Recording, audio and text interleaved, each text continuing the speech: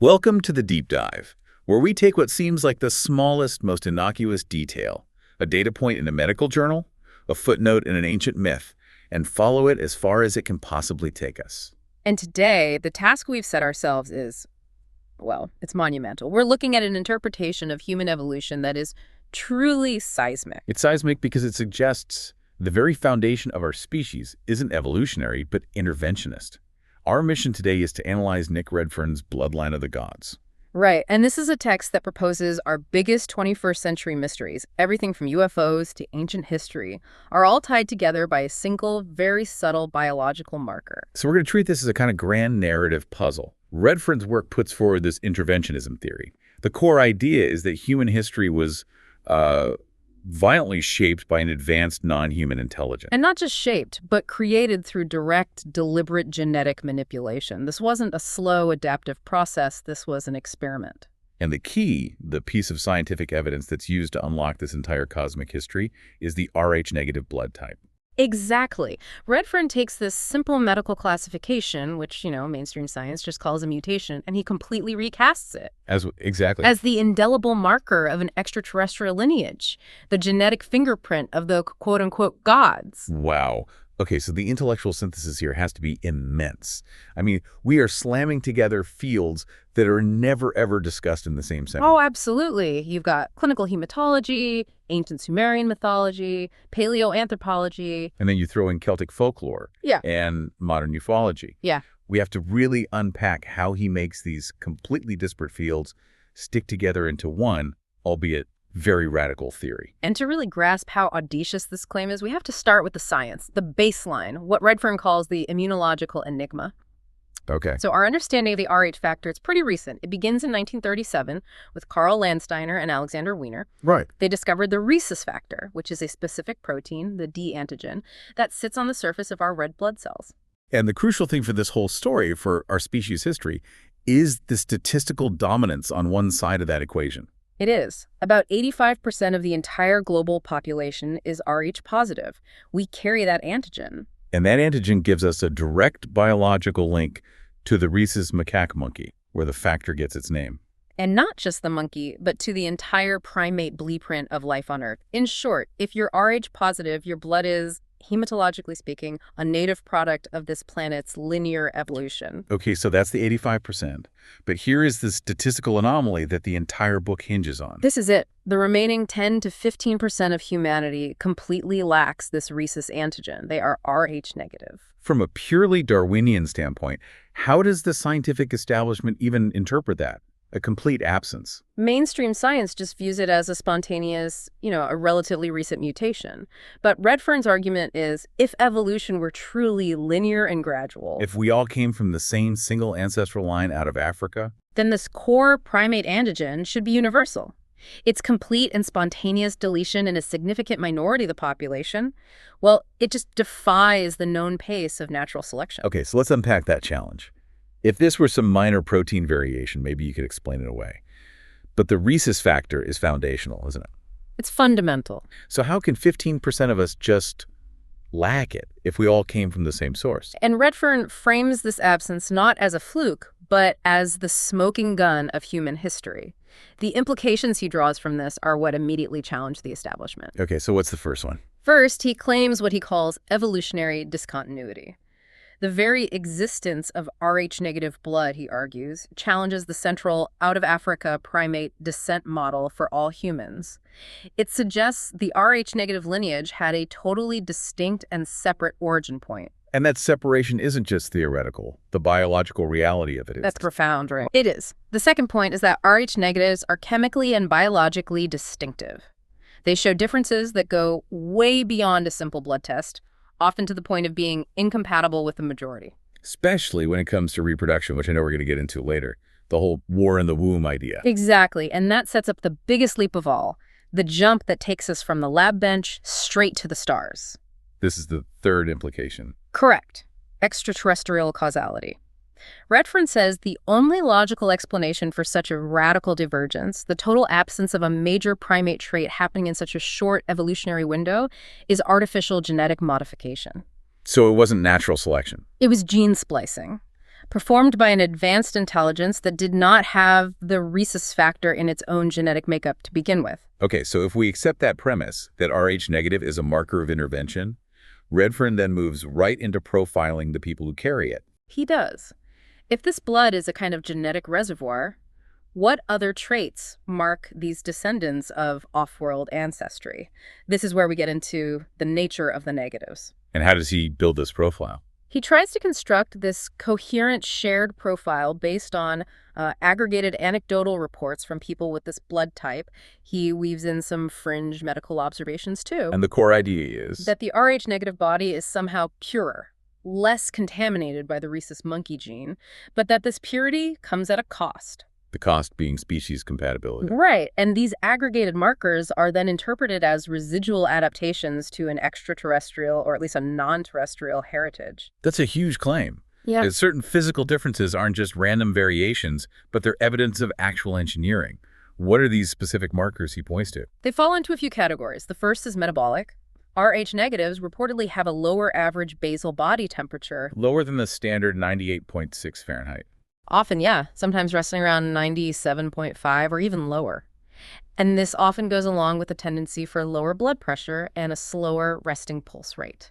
And how does Redfern connect a lower metabolism to alien life? He suggests it indicates a metabolism that was adapted for a different environment, maybe a cooler, denser planet or a high-gravity world where a slightly slower physiology would be an advantage. The idea being that if the creators evolved under different planetary conditions, their engineered hybrid would carry those residual traits. Exactly. But wait, couldn't that profile, slower heart rate, lower blood pressure, also be consistent with, being an athlete or certain populations living in cold climates? How does he rule out the more mundane terrestrial explanations? He focuses on the collective clustering of all the traits together. It's not just one thing. So, coupled with the metabolic differences, you have the sensory profile. Okay. Rh negatives very often report a marked sensitivity to sunlight and heat. And the interpretation of that is? That it implies ancestry from a planet orbiting a dimmer star, or maybe a world with a thicker atmosphere. Something that would make exposure to Earth's unfiltered sun really uncomfortable or even painful. This also ties into the claims about skeletal markers, right? Wow. I've heard him mention the extravertebra. Yes, that comes up. There are anecdotal claims of atypical skeletal structures, specifically the assertion of an extravertebra or, more commonly, a tailbone anomaly. And that's a key point for his larger theory. It's a crucial piece of the narrative chain he's building. He uses this specific structural difference to later create a direct and pretty startling link to reptilian theories. Suggesting the ancestral form had some kind of remnant serpentine structure.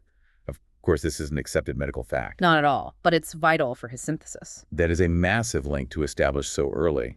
So if they are descendants of something non-primate, what about visual traits? The visual distinctions are cited all the time.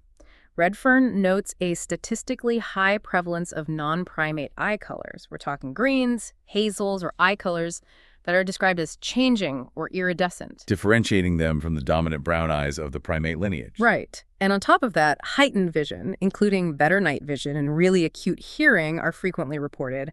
These are seen as genetically engineered sensory upgrades suitable for a species designed to be hyper-aware. So that's the biological hardware upgrade. But then Redfern gets into the psychic side of it, the enhanced software that this DNA is supposed to give you. And this is where we move firmly into esoteric. Rh negatives are, reportedly, far more likely to report psychic experiences. Like what? Lucid or prophetic dreams, very high intuition, a distinct ability to perceive things outside the normal human spectrum. The alien DNA, according to this theory, confers these cognitive advantages and burdens. It makes the person highly sensitive to other realities. And the most universal and psychologically heavy marker he identifies is this feeling of alienation. Absolutely. He describes it as a pervasive, lifelong psychological sensation of just not belonging on Earth. Like you're a stranger in a strange land. People report that exact feeling, or a subconscious sense that they're just waiting for someone to return for them, or for a signal that their mission here is over, like they were dropped here, but this isn't home. So how does Redfern frame that feeling? He completely reframes it. He doesn't dismiss it as a psychological quirk or some kind of disorder. He interprets it as genetic memory, Genetic memory. a subconscious indelible recollection of extraterrestrial origins that's encoded directly into their distinct DNA, the whole starseed phenomenon where people feel spiritually connected to star systems like the Pleiades or Sirius. He doesn't see that as just a belief system. He presents it as a direct manifestation of this Rh-negative biological reality. They feel alien because by their very blood, they're the descendants of aliens. So if this blood is a marker of intervention, the next logical question is, where did this happen? Where on Earth did the or whoever keep their purest batches of engineered humans? And Redfern suggests we look at geographical and genetic isolates. Chapter 2 of his book focuses heavily on the Basque people. Right. In the Pyrenees Mountains between Spain and France, he basically calls them the control group for the purest strain of this ancient bloodline. And genetically, they are staggering. The global Rh-negative average is around 15%. In the Basque population, it approaches a concentration of 35% Rh-negative. 35%, that's more than double. And it gets crazier. About 60% of them carry the recessive gene. This is, by far, the highest recorded concentration of this blood type on the entire planet. A concentration like that in such an isolated demographic. I mean, that's extremely hard to explain through just random mutation or genetic drift. It really is. It suggests a deliberate, concentrated population event. Redfern's argument is that this wasn't random chance. It suggests the Pyrenees region was a deliberate, geographically isolated colony. A refuge. A refuge specifically for the original, pure hybrid humans. After ancient conflicts scattered the bloodline, this region acted as a kind of genetic sanctuary, preserving the original strain. The evidence he uses isn't just genetic. The linguistic evidence is just as compelling in this context. The Basque language, Euskara. It's famously known as a language isolate. Correct. Euskara has absolutely no discernible etymological or structural link to any other known language on Earth. Not the Indo-European languages surrounding it, not any other language family. It's a huge anthropological riddle. So Redfern leverages this linguistic fossil to back up the genetic data. He does. If their blood is non-local and their language is non-local, the theory proposes that the common origin for both must be non-terrestrial. So Euskara is interpreted as the remnant of the original language spoken by the gods themselves. Or at least by the first generation of genetically pure hybrids. It's the language of the creators. And this ties the Basques directly back to the sudden appearance of the Cro-Magnons thousands of years earlier. Redfern argues the Basques are the closest living descendants to that original Cro-Magnon genetic stock. Which brings us to Chapter 3, the curious case of the Cro-Magnons. He frames their appearance, 35,000 to 40,000 years ago, as this massive disruption to standard evolutionary theory. He calls it the Great Leap Forward, but he argues that this leap wasn't earned. It was implanted. Meaning what? Cro-Magnon man just arrives on the scene fully formed. There's no clear transitional fossil leading right up to them. They were anatomically modern humans, basically identical to us, yet they appear so abruptly. And their brains weren't just modern, they were actually superior in size to our own today. Yes. They had what Redfern calls the exploded brain. The Cro-Magnon cranial capacity was significantly larger, about 1,600 cubic centimeters. Compared to the modern human average of around 1,400 cc? Exactly. That is a massive anatomical leap, especially when you compare them to their contemporary hominids. It suggests a powerful, sudden injection of cognitive ability that standard evolution just can't account for in such a compressed time frame. So this is interpreted as the moment of intervention. The simultaneous installation of sophisticated cognitive software and a larger, more advanced brain hardware. He argues it's too rapid to be explained by natural selection. This upgrade was, according to the theory, performed by the extraterrestrials, The Anunnaki. who needed a smarter, more capable worker race. And the immediate cultural explosion we see from this period, the incredible intricate cave paintings at Lascaux and Altamira, the development of musical instruments, the creation of lunar calendars, that's the direct output of this new programming. It is the evidence of their instruction.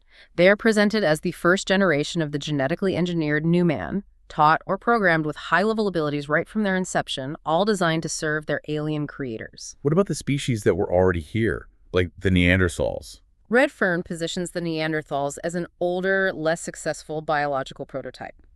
Their extinction, which suspiciously coincides with the arrival of the far superior Cro-Magnons, is not seen as mere competition. He thinks it was deliberate. He proposes it was orchestrated by the Anunnaki to clear the biological playing field for their new, purer, Rh-negative stock, an intentional war of the species. But if the Cro-Magnon was the pure strain, how do we explain the modern genetic evidence that non-African humans carry, 1 to 4% Neanderthal DNA? Redfern acknowledges that contamination. He classifies that intermixing as illicit breeding. Illicit breeding. Despite the creator's intent to maintain genetic purity, some interbreeding did occur with the indigenous Earth genetics, the older hominids.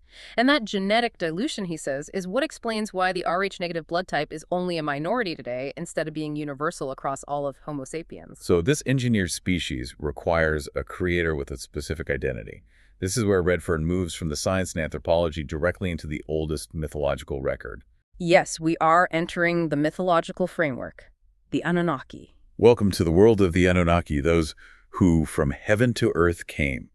And here Redfern is drawing heavily on the work of Zecharia Sitchin. Very heavily. He's interpreting Sumerian cuneiform tablets not as religious myths, but as detailed historical records of alien contact and colonization. And these beings, according to this interpretation, came from a theoretical 12th planet in our solar system called Nibiru. They arrived on Earth roughly 450,000 years ago.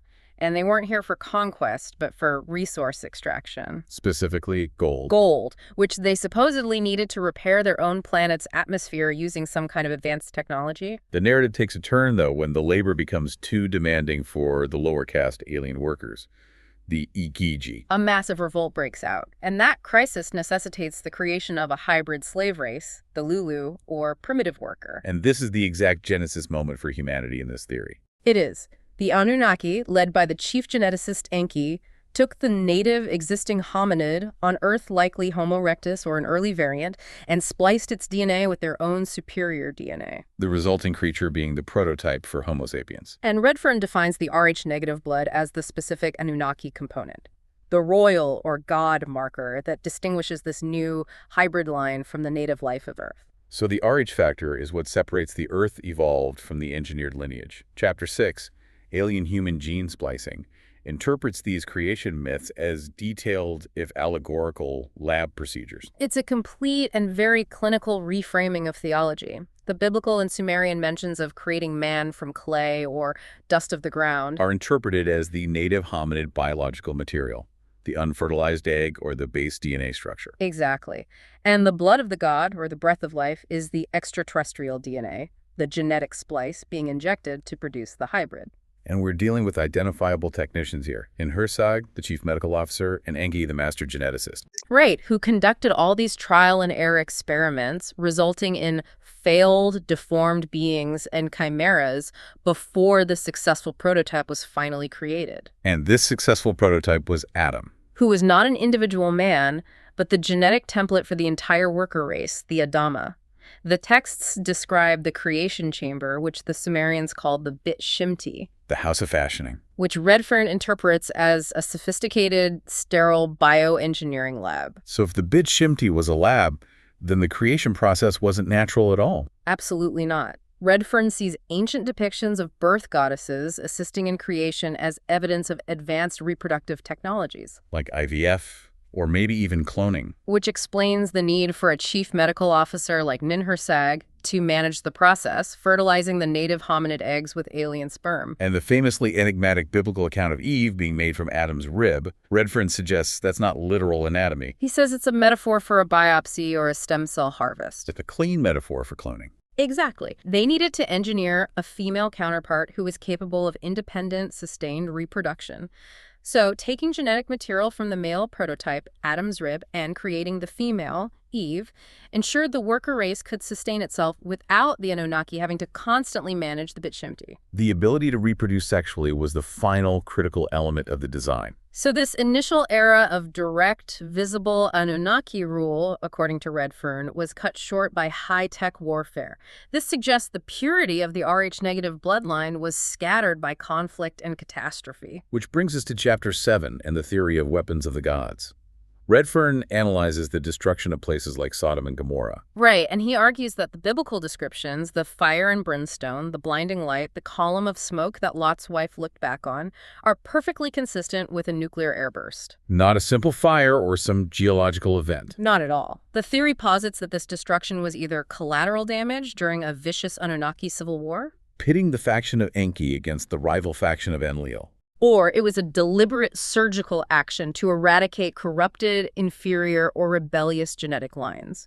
The trauma was existential, and it forced the survivors to flee. And Redfern claims there's more than just mythological consistency here. He says there's physical, geological evidence. He cites alleged findings of radioactive skeletons at ancient sites like Mohenjo-Daro and the pervasive presence of vitrified sand. Vitrified sand, that's crucial. It is. This is that green, glassy slag that's formed when ordinary sand is subjected to temperatures so extreme they can only be achieved by thermonuclear heat. Like what you'd find at a modern nuclear test site. Exactly.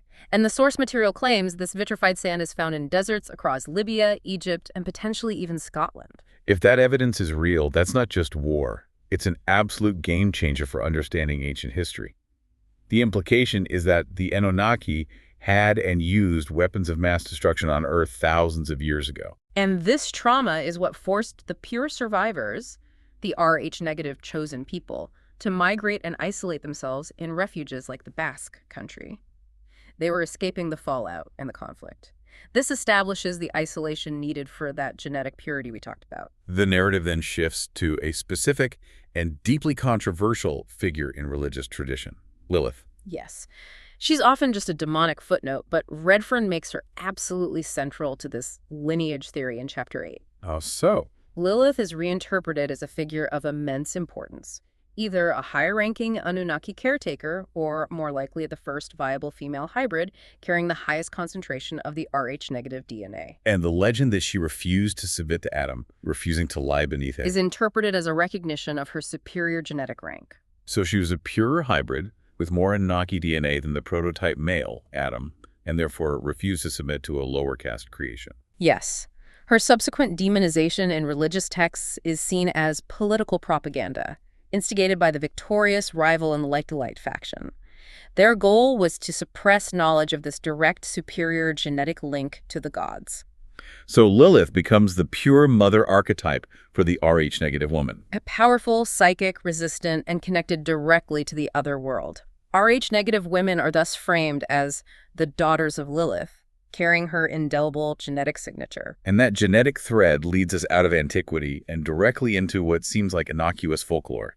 Incubus, succubus, fairies. Which Redfern reinterprets as continuous ancient genetic surveillance. Chapter 9 deals with the incubus and succubus, the male and female medieval demons believed to engage in forced nocturnal intercourse. He interprets them not as spiritual entities, but as advanced extraterrestrials or biological drones conducting night visitations to collect genetic material. Sperm and eggs. For ongoing, uninterrupted breeding programs. And this is where the connection becomes startlingly direct. He's suggesting the narrative of a medieval succubus attacking a monk is genetically identical to a modern gray alien extracting reproductive material from an abductee. The phenomenon hasn't changed. Only the cultural terminology we use to describe the visitors has. It suggests thousands of years of continuous genetic harvesting. He even links this to sleep paralysis, the old hag syndrome. Suggesting it's an induced neural lock used by the entities to immobilize the subject during genetic extraction. The theory is that they are actively targeting individuals with compatible Rh-negative markers. And the same logic gets applied to the deep Celtic traditions in Chapter 10. Fairies and the little people. These aren't mythical creatures in his view. They're literal screen memories, distorted recollections of real alien encounters. The key folklore being the changeling story. The widespread European belief that fairies would secretly steal a healthy human infant and replace it with one of their own. A sickly, strange, high-maintenance child. He interprets this as a literal substitution program. It is. The healthy human infant is stolen to inject fresh, robust Earth DNA into the dwindling alien gene pool, which is suffering from degradation. And the changeling that's left behind. It's a failed hybrid, a genetic error or an unstable combination placed with human parents for nurturing. Perhaps because the aliens had lost the ability to lactate or nurture or even bond emotionally, Human foster parents became necessary for the failed experiments. And the physical descriptions. The physical description of the little people, diminutive, large, disproportionate heads, big eyes, living underground in mounds or a city, is claimed to be physically identical to modern descriptions of gray aliens. The land of fairy, where time moves differently, is just a misunderstanding of relativistic time dilation or interdimensional travel associated with UFOs. So folklore becomes the disguised historical record of alien intervention. And that intervention didn't stop with the burning of Rome or the scattering of the Celts. The ancient bloodline, according to Redfern, leads directly into the modern era. The folklore of the little people leads seamlessly to the modern gray alien abductors. Chapter 13 frames the rise of the modern abduction phenomenon, post-1947, as the industrial-scale continuation of the ancient breeding program. Right. The Greys are the modern manifestation of the ancient Watchers. But their mission now is characterized by a desperate medical urgency. It's not like the initial imperial labor program. Why the urgency now? Why the huge increase in abductions in the 20th century? Redfern posits that the Greys are a dying race. They're suffering from extreme genetic degradation after millennia of cloning and inbreeding. And they need our DNA. They need the robust emotional, psychological, and physical DNA of the Rh-negative human line, the blood of their own ancestors, to revitalize and save their species. This isn't exploration. It's a frantic, desperate medical campaign. And this is where the specific blood type becomes the critical biometric tag. Redfern asserts that an overwhelming, disproportionate number of documented abductees are reportedly Rh negative. Yes. The blood type is the identifier. It functions like a beacon. It allows the abductors to locate their descendants across generations, actively managing and harvesting this specific genetic herd. Chapter 14 highlights this multi-generational tracking. Yeah. Abductions often follow specific family lines through time, which validates the whole bloodline theory. The theory suggests that the contract for these abductions was signed millennia ago by the Anunnaki ancestors. Modern humans are simply the collateral on that ancient debt, being harvested according to the creator's original design. and the medical procedures that abductees report. They strongly validate the breeding program idea. The focus is almost exclusively on reproductive biology, extraction of ova and sperm, embryo implantation, fetal removal. The standard operations indicate one single goal: reproduction and hybridization. This leads directly to the outcomes in Chapter 16, the hybrid children. Abductees report seeing nursery rooms populated by half-human, half-gray babies. What's the ultimate purpose of this new generation? The ultimate goal is to create a fully functioning hybrid species, a hybrid generation that's capable of integrating seamlessly into human society, but that retains the loyalty, psychic capabilities, and collective consciousness of the Greys. The children of the gods, designed to eventually replace or rule over the current human model when the time is right. But the program isn't always successful. What about the failed hybrids? This leads us to one of the most terrifying modern urban legends. The black-eyed children. That brings us to Chapter 17, detailing the phenomenon of the black-eyed children, or Bishiks. These are the unnerving, often aggressive, pale children with unnaturally solid black eyes that try to gain entrance to people's homes or cars. Redfern theorizes they are failed adolescent or adult hybrids. Genetic errors who are unstable, possibly due to a weak integration of the human emotional component, and they're attempting to assimilate into society. And he suggests they specifically seek out Rh negatives. Exactly. They're drawn to the unique Rh-negative energy signature, which they need for a recharge, or maybe for assistance from their genetic kin. The BEK phenomenon is viewed as the biological refuse of the Anunnaki experiments, the unstable byproducts just wandering the Earth. Okay, now we have to layer on the deepest levels of conspiracy, because if the Greys want the bloodline, other forces do too. Chapter 18 links all of this to the reptilian agenda. The one popularized by David Icke. Redfern integrates this by noting that global lore consistently links the gods, specifically Anunnaki leaders like Enki to serpentine or draconic features. The serpent in the garden is reinterpreted as Enki, the master geneticist who gave Adam and Eve the knowledge of reproduction. Right, and those strange Rh-negative physical traits we mentioned, the extra vertebrae, lower body temp, light sensitivity, are all recontextualized as latent reptilian or dragon blood traits that surface occasionally in the human line. This is the foundation for the Blue Bloods concept, then. The idea that European royalty, who historically married within specific lines, have preserved this pure Rh-negative lineage to maintain their supposed divine right to rule. Inherited directly from their reptilian or Anunnaki ancestors. And if aliens and ancient serpentine gods are involved, human governments certainly aren't sitting still. Chapters 11 and 19 introduce the concept of terrestrial control over this rare genetic resource. Chapter 11 discusses the Collins Elite, a purported U.S. intelligence faction that views the UFO phenomenon not as benign ETs, but as demonic. The biblical fallen angels who are the Anunnaki. They see the intervention as purely malevolent. This faction, according to Redfern, is responsible for suppressing the truth because revealing that humanity was created by hostile, demonic entities would instantly cause a global religious and social collapse. They're trying to cover up a theological catastrophe. And to counter this threat, these intelligence agencies are allegedly scouring ancient Sumerian sites, especially in Iraq, looking for leftover Anunnaki tech and genetic data to use against them. Which ties directly into Chapter 19 and MyLab's military abductions. Right. Redfern argues that a secret military faction is actively monitoring, tracking, and kidnapping Rh-negative individuals. For what purpose? Twofold. To interrogate them for information they might have gleaned during alien abductions, and to harvest their genetic material for their own purposes, cloning the powerful traits, maybe engineering super soldier programs. So the Rh-negative individual, according to this whole theory, is caught in an impossible cosmic crossfire. Completely. They're being harvested by their original alien creators while simultaneously being hunted and harvested by their own human government. So to bring this entire massive narrative full circle, Redfern returns to a single profound biological reality in Chapter 20. He moves from myth back to medical science. He does. He emphasizes the absolute physical separation he claims exists between the two blood types.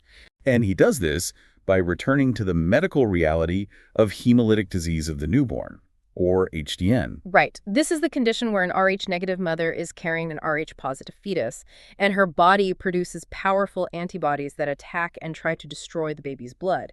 It recognizes it as a foreign, invading entity. And Redfern frames this phenomenon not as a simple, treatable medical condition, but as the ultimate biological proof of his thesis, a war in the womb. The alien biology of the Rh-negative mother is fundamentally and violently rejecting the primate biology of the Rh-positive fetus. This aggressive species-level autoimmune response is presented as the strongest evidence that the two blood types derive from incompatible, distinct origins, that they're the product of mixing two separate species. It's an immune system designed at a foundational level to reject the products of Earth's evolution. It almost sounds like it was designed to stop the dilution of the pure Rh-negative line. And that biological reality is why, in Chapter 21, Redfern addresses the bloody controversy. He argues that mainstream science acts as intellectual gatekeepers. Meaning they refuse to seriously investigate the Rh-negative anomaly or the clustered traits he points out. Because validating them would mean validating the intervention theory. It would threaten the entire established Darwinian paradigm of gradual human evolution. For them, to admit this biological truth is to admit a cosmic lie. The final and maybe the most empowering piece of this theory is the metaphysical aspect, inherited memory, from Chapter 22. The idea that memory is encoded in our DNA and that the distinct extraterrestrial DNA sequence grants Rh-negatives access to a different, deeper set of ancestral memories. He calls it Akashic blood. So this is Redfern's way of empowering the Rh-negative population, their persistent draw to ancient civilizations, Sumer, Egypt, and their interest in esoteric knowledge. It's because they're literally remembering their true off-world origins. That lifelong feeling of alienation isn't a psychological flaw. It's a valid biological memory of not originating from this planet, of being placed here. So if we take a step back and look at the whole thing, Redfern's grand unifying theory is, well, it's incredibly comprehensive. It is. 1, humanity is a hybrid species created by the Anunnaki. 2, the Rh-negative blood is the remnant of the royal Anunnaki genetics. And 3, the gods have returned as greys and reptilians to harvest their descendants to repair their own genetic degradation. While human governments are simultaneously trying to control this unique bloodline resource for themselves, it transforms a simple medical fact into the most sought-after genetic lineage on Earth. Caught between cosmic creators and terrestrial custodians. This deep dive has really taken us on a journey. We started with a single blood protein discovered in 1937, And we've ended up in a cosmic conspiracy that spans 450,000 years. Tying together the isolated Basques, the brilliant Cro-Magnons, the Sumerian gods. The alleged nuclear warfare, medieval demons, and the entire landscape of modern abduction phenomena. All of it centered around one small biological anomaly present in 10 to 15% of the population. Redfern's work really forces you to confront how many historical or biological anomalies are just filed away as unexplained mutations or cultural quirks because they fail to fit the current scientific orthodoxy. Right. And regardless of whether you accept the interventionism theory, he highlights the intellectual importance of connecting these diverse, seemingly unrelated threads, biological, mythological, anthropological, to form a new, comprehensive, if very unconventional, narrative. And we'll leave you with this final provocative thought. If the blood of the gods is truly a form of genetic memory, what subtle everyday instinct, intuition, or even physical trait might you have dismissed as just a quirk or a chance variation, when it could actually be a memory echo from a civilization that wielded nuclear fire millennia ago?